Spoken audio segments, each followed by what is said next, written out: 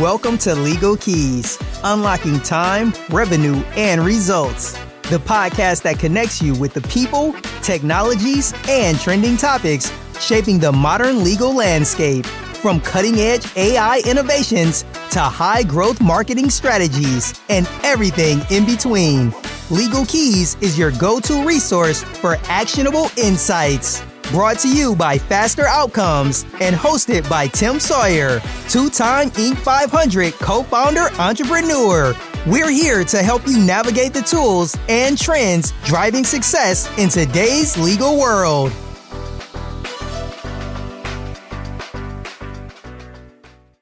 Hello, welcome to Legal Keys. I'm your host, Tim Sawyer.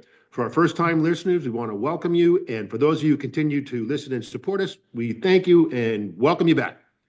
As you know, Legal Keys is sponsored by FasterOutcomes. FasterOutcomes is the ultimate AI intelligence platform for law firms and legal professionals of all shapes and sizes. And when people ask, what does FasterOutcomes do? I often hear them say, what we love to do is give lawyers more time to do the things they love. If that's crush your competition, good for you. If that's to get home a little earlier to help put the kids to bed, we believe that's noble as well. You would not believe, I think I've been waiting my entire life doing podcasts for the past 10 years for this moment, for this guest. And oh boy, we have a legal legend at Legal Keys today with over 25 years of experience. And I've personally known our guest for about that same amount of time. Rob Levine is a distinguished attorney and the driving force behind Rob Levine Law, a firm dedicated to fighting for personal injury, Social Security, and veterans disability clients, known for his relentless pursuit, and that is an understatement. Relentless pursuit. Rob has built a reputation for delivering results for his clients across Rhode Island, Massachusetts, and Connecticut, and nationwide for disability claims. Beyond his legal practice, Rob's passion for helping others succeed, which I have personally seen and have been mentored by Rob for decades now, and I'm grateful for that. Others succeed and extends to law firms nationwide through Rob Levine Legal Solutions, which I can't wait to talk about, offering innovative services designed to streamline operations and drive growth. And then this is the part that I think is really cool. Your dedication to community service is further supported by your background as a retired police officer, former military police officer, paramedic, and ski patroller, fueling your advocacy for safety and service. Rob enjoys skiing, staying active, exploring new challenges. He is the man, and I'm grateful. Rob, we really appreciate, I know looking at this schedule in front of me, we really appreciate you taking the time today. It means a lot. Well, thank you so much. That is quite the buildup. I'm not sure I can live up to everything you said, but we'll give it a whirl. And I have to start right out of the gate. So I'm in Rhode Island now. We're going to talk about your law firm in Rhode Island, your success in New England. And I want to come right out and say, I've got 3 children. They're aged 29, 27, and 24. And when I talk about Rob Levine, and I was telling them that we were going to get together and do this podcast, to put this in perspective for people who live outside of Rhode Island, I was fortunate enough for a long time when the Patriots were really on a run to have a luxury box. If I said to my kids, you have 2 choices today. You can go to luxury box, or you could be an extra in a Rob Levine commercial. It would be a wipeout. They would absolutely say, we want to be in Rob's commercial. And they've said that. Yeah, we've been fortunate. The advertising has really taken off, and the jingle, which we actually just recently switched, but we've become a household name in Rhode Island. We're lucky. And now obviously growing into the Boston DMA and doing the same thing there. The goal is to repeat that success. And I am confident that you will. And which speaks to, and I know you have a lot of confidence too, but at the beginning it was humility, right? So the work that you did in police force and as an EMT, talk about that and how that, a couple of things. How did that come about? And then what made the switch to get you to head over to personal injury? So if you go way back, right, I was a total screw up as a kid. So 12 years old, right, I just had no direction. I was a mess. And I was fortunate. I had I was basically kicked out of public school. Yeah. and went to a private school, which was like 6 kids in a class. And so I had 2 teachers, both Vietnam vets. Yeah. One, um, Ted Manville, who was probably 6'4", as wide as he was tall, and just an animal. And then his best friend, who was in Nam with him, Mr. Ring, who was smaller, but just as crazy. And so Yeah. the two of them really changed my life, right? So imagine you get picked up in the morning by a van driver, which happened to me, Teddy Manville, who was my history teacher. And then you get brought home every day by that guy. And then we used to go to his house. He built Yeah. a hockey rink in his basement. So I'd hang out with him during school, hang out with him after school. He did stuff with us on the weekend. Like, he changed the direction of my life. And somehow through that experience over several years, he instilled in me the concept of giving back and helping others, because he Yeah. really changed my life. I saw how he changed other people's lives. And then by the time I turned 16, I was back in public school. I was only in that school for a few years, but I stayed in touch with him really um, my whole life growing up. And I decided to join a volunteer ambulance corps to really be able to give back to the community and help and make a difference. And that's really where it started. Yeah. And during that, so going from that service motion, right? Whether it's an EMT or a police officer, and then getting your law degree and opening up a law firm, right? I know that you still do a lot where you give back to the community. You've been wildly successful in the law firm. And I've got to assume that there was some principles that you're operating under that might have taken root during that time. How did that experience translate into success in the legal profession? You know, any business is about people, right? And so there's 2 groups of people. There's our customers, right? Our clients, and then there's the team. And so in the beginning, the team was me and 1, then me and 2, me and Yeah. 3. Now the law firm alone is like me and 266 people. Amen. And so, I've never forgotten where I came from. I've never forgotten that the goal is to make a difference in other people's lives. Yeah. And other people's lives is both taking care of the team, so having amazing culture and making sure we appreciate them, give them growth opportunities, give them leadership, really just build a place that they're proud to be and that I'm proud of. Yeah. And then, of course, keeping everybody humble and remembering that the reason we're there and the reason we're successful is to take those same values and take care of our clients, right? So when a client is, whether they're injured in a personal injury case or they're seeking disability benefits as a veteran or someone for Social Security, they're in a really tough place in their life, right? Right. They've suffered either a catastrophic injury or they have a serious illness that's debilitating. The stress, the anxiety, inability to pay your bills, take care of your family, is not just about maximizing their case and making sure that we get them every dollar they deserve. It's also about having someone who understands what you're going through, right? The support, being able to listen to your needs, being able to give you advice, and being there for you. And so combining all those things together over time is what's made us successful. And, I just this past weekend did some client testimonials. Yeah. So we had a bunch of clients come in and we shot some video testimonials. And we had people there that we've helped with veterans benefits, Social Security benefits, personal injury cases. But the resounding message when I hear people talk is that Rob's a great guy because he's just like me, right? He's a regular guy. He listens, he answers my calls, he responds when I need something. And that's what I'm proud of most, is that I'm there for the people, right? My goal is to help make a difference. And we didn't talk about it, but what ended my career as a police officer was a serious accident, right? So while I was working as a police officer, I got into a serious motor vehicle accident.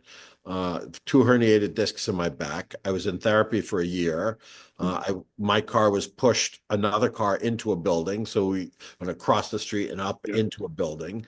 And I can relate, right, to what it's like to have everything change in an instant, right?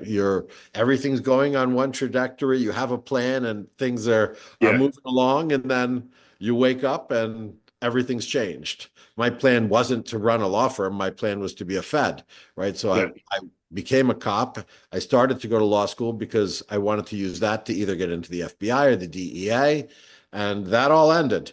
And so you play the cards you're dealt, and then I was told by three surgeons that there was no way I couldn't return to work after a year of therapy. They made me retire, and then I started practicing law.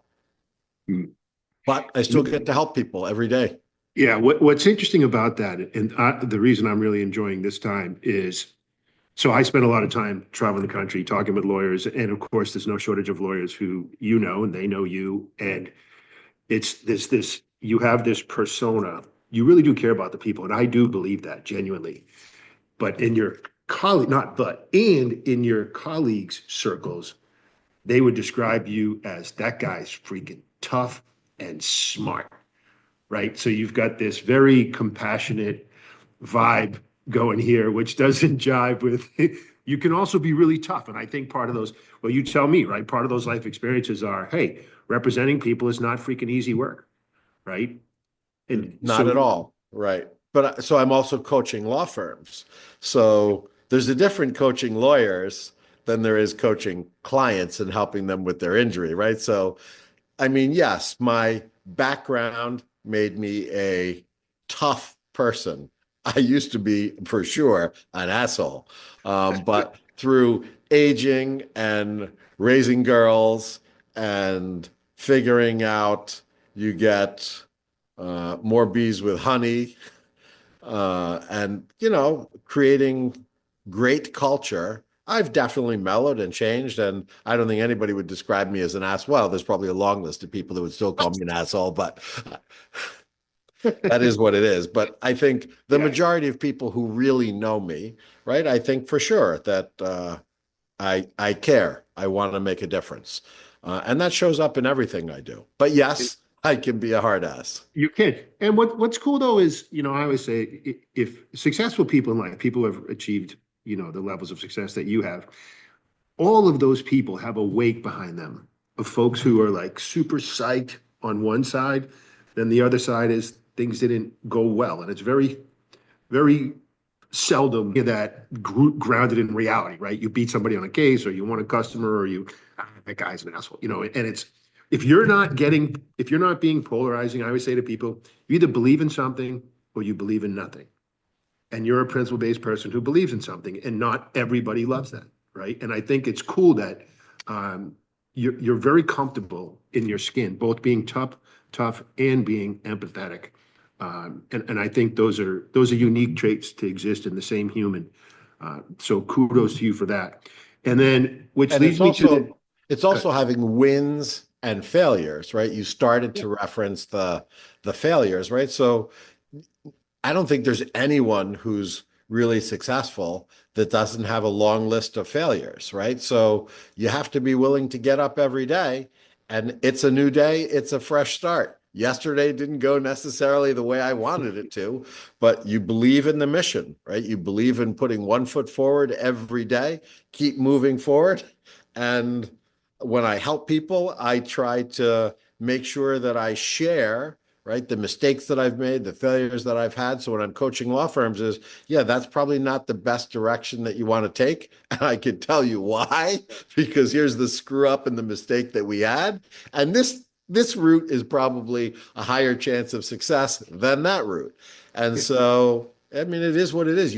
If you have cases, right, in the law firm, you're not going to win every case, right? It's just not the way it is. So you continue over 25 years, you continue to improve and you learn from your mistakes, and you try and do the best you can with the facts you have. And same thing with working with clients and law firms. And it's a learning process. It's a journey every day.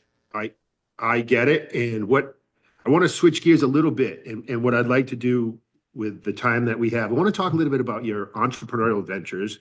And then I want to get into this concept of how you go about. So there's a lot of lawyers that listen to this program, right? And there's, I'm always looking at national averages. And you and I have talked about this, right? The national average for the types of cases that you're typically settling. Produce X contingency fee. More importantly, they produce X settlement for clients. So I want to make sure that we get to that. But this is like the many dimensions of Rob Levine, right? So you've got compassionate Rob, you've got tough Rob, and now I want to talk about entrepreneurial Rob. So clearly the law firm's doing pretty good. It's one of the largest law firms in New England. You're on the move into Boston and who knows where else. But yet you've still got this other gear where you're like, I got to do that too. So I want to talk about what types of entrepreneurial ventures do you have going on, and what's driving those now? So, over the 25 years that we've building the law firm, we've had lots of experiences where we found other kinds of legal businesses that would help our own law firm. Most things I do started in the law firm, and then we expand it and make it available to other law firms. So really the first business that I started was the medical record retrieval company. Yeah. And so what happened originally was I tried to use an outside company way back in the day. We were talking probably 15, 18 years ago, who came to us and said, hey, we can do a better job than you can collecting records. And it was like a great concept, but the worst experience I think we ever had with a vendor. Like everything was just a mess. Nothing went right. But what I took from that was we can do it better. And let's build our own company for our own law firm, just outside of the law firm. And so back then it was Record Retrievers. That was the name of the company that we first started with, which then became later Records on Time, and now is part of Rob Levine Legal Solutions. And so what I realized was the law firm is really nothing other than a business, right? It's just one type of business. And so if you're a lawyer and you have the desire to perfect your business or to grow your business and scale it, you have to treat it like a business. And so when I started to venture out and do other businesses, like the Record Retrievers, the first business, and then we opened up companies in other countries and started hiring people internationally. We built an international training academy so that we placed legal assistants, case managers, and intake people. Same idea, right? So we just treated that like any other type of business, and we started small and started to scale it. And we had friends that asking us to help them do it for their law firm. And then we started it as a placement company. So we hire people and train them for my business, and we hire people and train them and place them in other businesses. That was originally called Top Notch Remote Solutions. And then I've been in mastermind groups, probably 18 years. Probably when I was in about 7 years as a lawyer, I joined my first mastermind group, which was an amazing experience.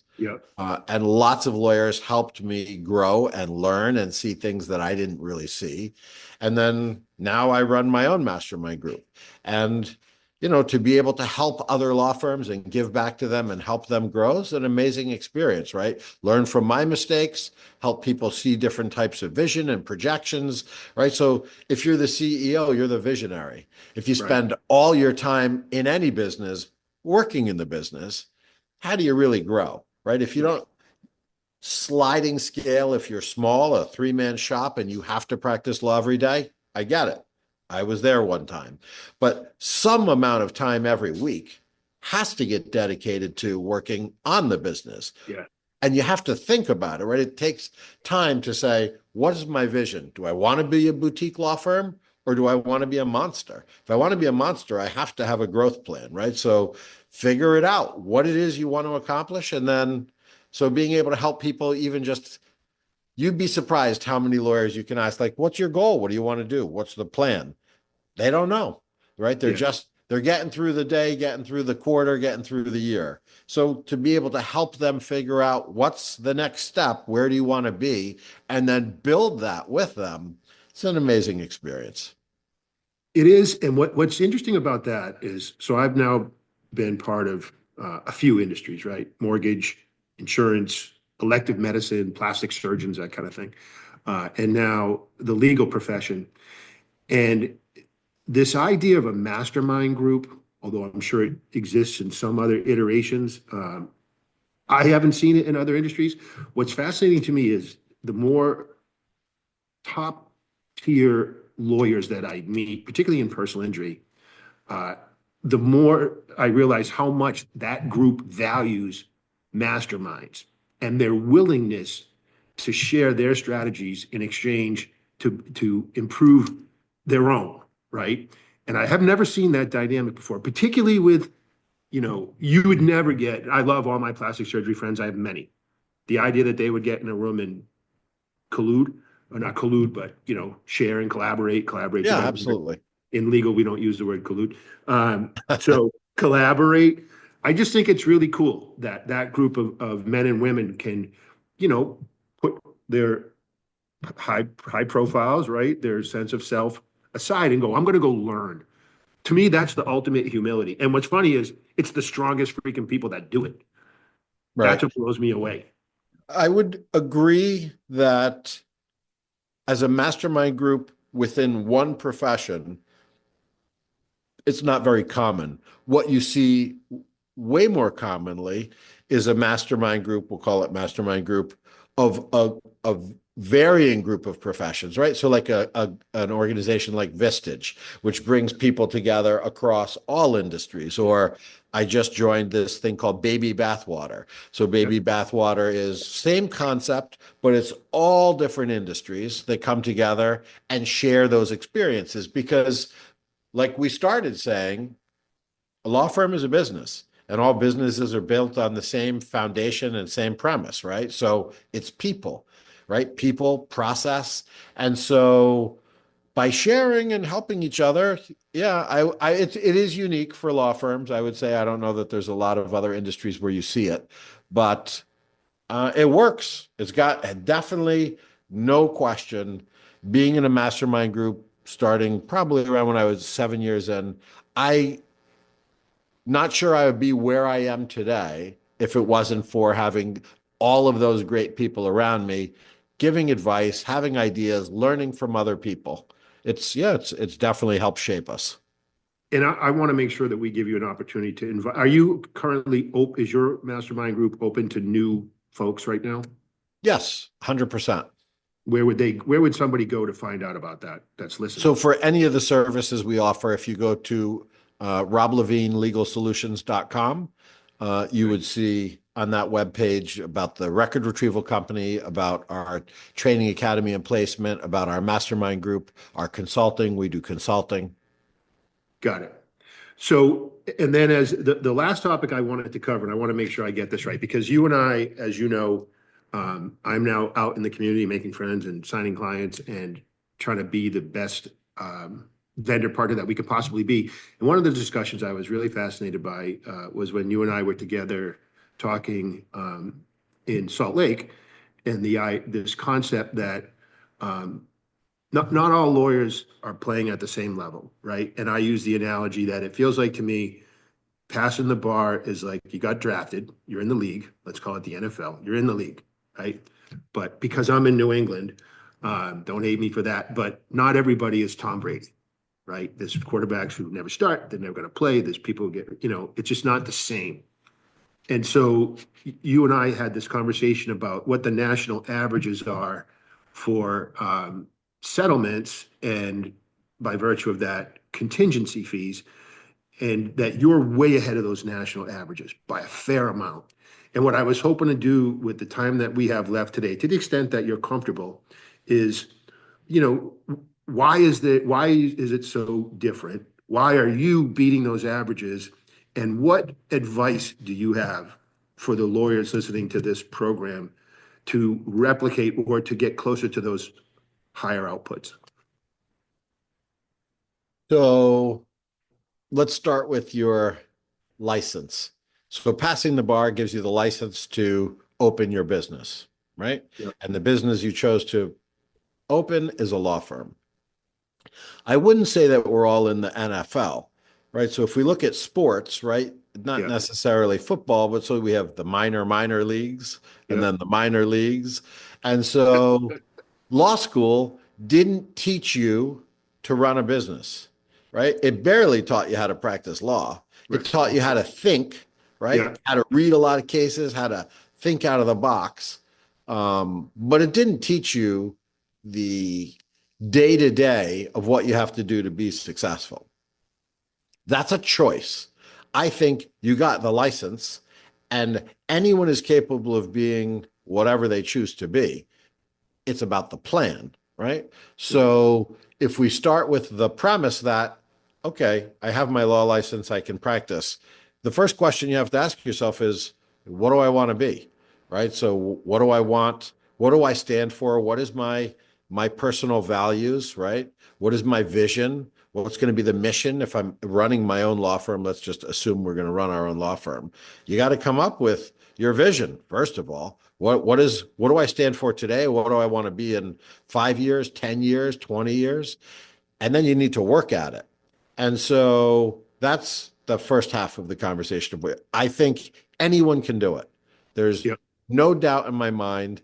Every day you see new law firms open up and they scale. And then lots of other law firms you see never get out of their own way. And that's just because they didn't really build a plan to do it, right? So just as you create a plan for your client's case, you have to build a plan for the law firm for growth, to scale. So it's your choice.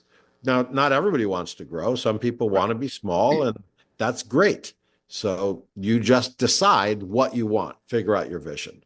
As far as beating the averages, as you described it, and growing our fees, which is, I assume, the direction you're going, and what is cases And worth, more importantly, outcomes for the client, right? You're getting them all the money. right? You're helping the injured party get what they're entitled to, not to be lost, 100%. right? The fee So, is a byproduct. right, 100%. And so you can either decide to start to build the client's case from day one, right? Or you simply let the case run itself. And at the end, right? And obviously, we're just talking about personal injury law at the moment. At the end, you draft this demand letter, which is a culmination of what took place in the case, send it to the adjuster, and then negotiate. And so if you let the case just run its course, um, you don't really build out your investigation up front. You don't really medically manage your client. You don't optimize everything that that client needs for treatment, which has two sides to it. One is you have a duty to zealously advocate for your client. Well, what does that really mean? Well, Yeah. so there's the medical side. If I'm going to zealously advocate for you, I have a duty to make sure you're getting the right treatment, right? Our healthcare system is broken, right? I don't think there's very many doctors you could talk to that would disagree with that statement, right? The pressure that they get from health insurance companies, the time that they have to spend with clients because they have to produce enough fees to pay for their office, pay for their staff, pay for their living and life expenses, pay for their malpractice. It's upside down, right? Right. So from day one, right? Even think about the match. You have people go to medical school and don't match. They can't even practice medicine because they couldn't match into a residency program. It's broken from day one, Yeah. right? Yeah. That's not an unheard of thing. And so if you take control of your client's case by really reviewing the records as they're coming in and determining what's going on with them, what do they need for treatment, making sure that they're seeing the right doctors, getting the right testing, finding what the objective results are, and then continuing to grow that, you're medically managing them because there's lots of doctors who just don't have the time. Not that they don't care, not that they're not great doctors, not that they're not going to do an amazing job for the client, but if you only have 5 minutes to spend with the client, or the doctor sees the client on day one, complains of left shoulder pain, which they assume is because he was a seatbelted driver of a vehicle. And so Yep. they're thinking it was the seatbelt. And then the doctor doesn't see him. The NP does, or the PA does. And so the PA just follows the initial note, which is left shoulder pain, harness, seatbelt, rear end accident. And they don't give any consideration to that's necessarily a herniated disc in the neck that's just flaring up and has radiculopathy down into the shoulder. It gets missed. Things get missed all the time if someone else isn't spending the time necessarily with the client talking about what all the issues are. And clients are afraid to speak up in their doctor's appointment, right? Right. They don't know what to say, what questions to ask. So you have to ask them, right? And so, right after being an EMT and then being a paramedic, right, when you ask someone, are you in pain? There's lots of people who say, no, I'm not having pain. Or you have any clicking, right? Do you have any discomfort, right? Is there anything that you can't do today that you did before the accident? So by asking questions in a different way, you get to the heart of the matter and figure out what they really need. Now, I'm sure we want to go to where we really are today and where we're going to be. Imagine accelerating that process with AI. Now That was you're going to be my talking last about, question. What's your take on it? Everyone's talking about it. Let's just get it out there, right? right? How do you see AI empowering and enabling law firms to do just what you just said? And that clip is going to live on everything I do because I think it's the greatest advice I've heard for any lawyers ever. It's how to manage a case. And how is AI? How are you thinking about it? So if we go back to the model that I just said, the problem is the lawyer is only involved in a small percentage of the case because you have paralegals and case managers. And we all have great team members working on our cases. But the problem is generally in law firms and in most businesses, we overwork people, right? So let's say you have a ratio of 100 cases to a paralegal, and let's say an attorney only has 2 paralegals. He still has 200 cases, and the paralegal has 100 cases. And that's a pretty reasonable number of cases, right? That's not some crazy number. There's law firms that have way more than that. And so they have every amazing intention to do the best thing for the client.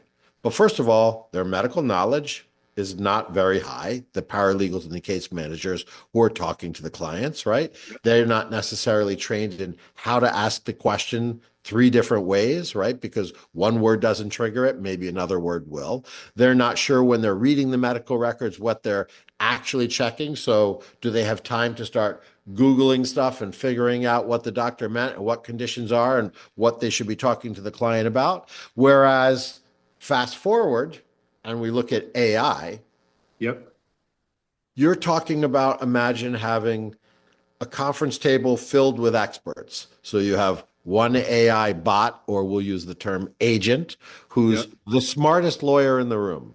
And then you have another one who's the smartest orthopedic in the room, and another one who's your smartest neurologist in the room, and then you're the smartest radiologist in the room. And each one of those are highly trained to know everything there is to know.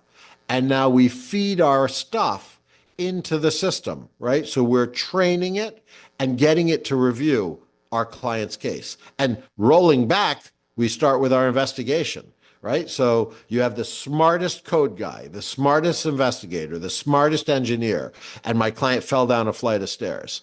Okay, well, I don't know the code, right? Right.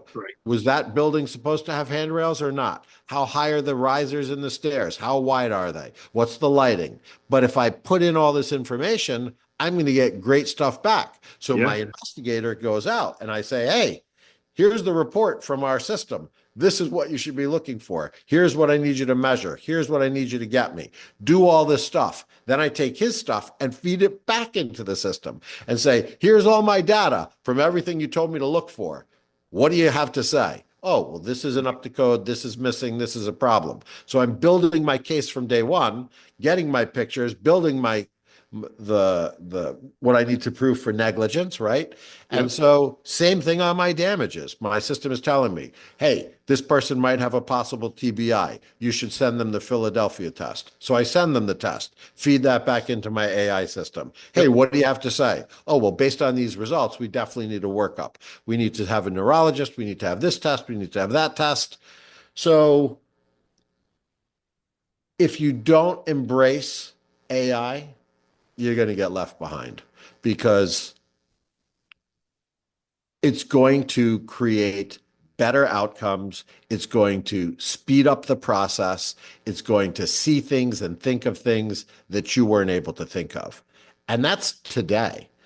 AI Right. is changing, people say on a daily basis, but in reality, right? So monthly, quarterly, the leaps and bounds that we see in a year from now, if you haven't already entrenched it into your workflow and start training your people to use it and building your law firm based on where we're going, it's going to be hard to keep up.